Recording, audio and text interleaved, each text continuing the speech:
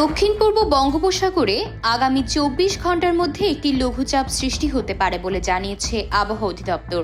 এর প্রভাবে দেশের বিভিন্ন অঞ্চলে গুড়ি গুড়ি বৃষ্টির সম্ভাবনার কথাও বলেছে সংস্থাটি।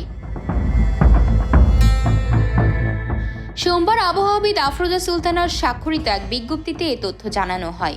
এতে বলা হয়, উপমহাদেশীয় উচ্চচাপ বলয়ের বর্ধিতাংশ পশ্চিমবঙ্গ ও তৎসংলগ্ন এলাকায় অবস্থান করছে। মৌসুমের স্বাভাবিক লঘুচাপ দক্ষিণ বঙ্গোপসাগরে অবস্থান করছে। এর বর্ধিতাংশ উত্তর বঙ্গোপসাগর পর্যন্ত বিস্তৃত রয়েছে। পরবর্তী ২৪ ঘন্টার মধ্যে দক্ষিণ পূর্ব বঙ্গোপসাগরে একটি লঘুচাপ সৃষ্টি হতে পারে। এদিকে আজকের আবহাওয়ার পূর্বাভাসে বলা হয়েছে, অস্থায়ীভাবে আংশিক মেঘলা আকাশ সহ আজ সারা দেশের আবহাওয়া শুষ্ক থাকতে পারে।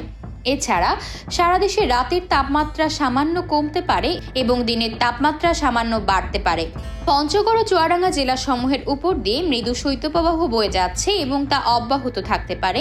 এতে আরও বলা হয়, মধ্যরাত থেকে সকাল পর্যন্ত দেশের কোথাও কোথাও হালকা থেকে মাঝারি ধরনের কুয়াশা পড়তে পারে। পঞ্চগড় ও চুয়াডাঙ্গা জেলাসমূহের উপর দিয়ে মৃদু শৈত্যপ্রবাহ বয়ে যাচ্ছে এবং তা অব্যাহত থাকতে পারে। এদিকে আগামী শনিবার থেকে ২-৩ দিন বৃষ্টি হতে পারে। মাঝে মাঝে এমন বৃষ্টি হয়।